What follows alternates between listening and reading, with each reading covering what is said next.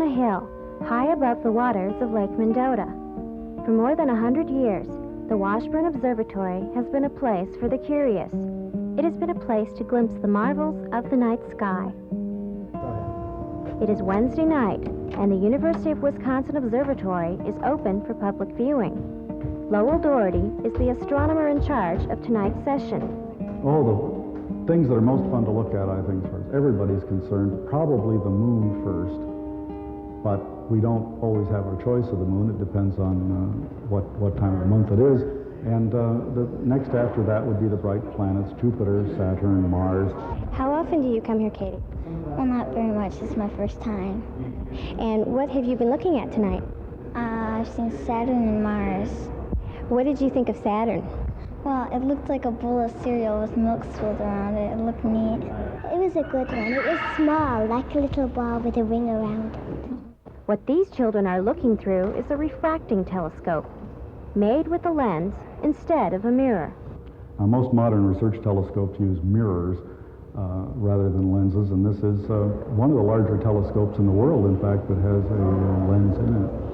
It's the big one, Jupiter. The big one is Jupiter, right, and the small ones are moons.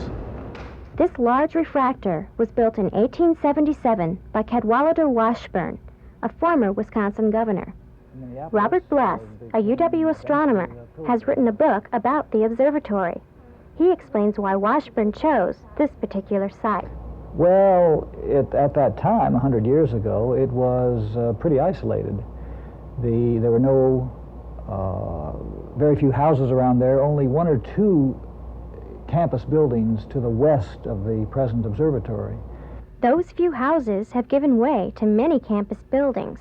But one thing hasn't changed. Every first and third Wednesday of the month, when it's clear, you can look at the heavens for free. The practice of observing sessions for the public began in 1881, and that practice has been continued ever since, and is, I believe, one of the oldest, if not the oldest, continuing public observing sessions of any telescope, not only in the country, but possibly in the world.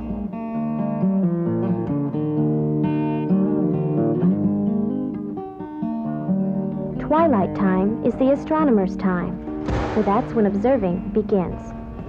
Well, when I come to the observatory to open up, as we say, and once I have the lights on, then I can begin to open up the dome, because in order to see the sky, we have to be able to see through our roof. It means I can start pointing the telescope in the direction that I want to look. And with a finder telescope, I can look through it and locate what I'm looking for on the crosshairs. If I'm looking in a direction of the sky where the slot isn't pointing in that direction, then I have to swing the entire dome around in order to make sure the telescope is looking through that slot and everything is lined up. The dome has to go completely around, and so it just rolls on these wheels. And at that point, I'm ready to go. I want to turn off the lights usually in the room here so that we get the best view. It's almost like someone took a decal and put it on the outside of the telescope. It's so crisp and clear. My own feeling about doing this is that it's a chance to show people the kinds of things we study that perhaps they can't see in any other ways. This is something that everybody can enjoy, and that makes us feel good about it. Jupiter, last time you could see the moons, like something like the 12 moons around it, and you could see the bands of color on it, and you could see the little red spot.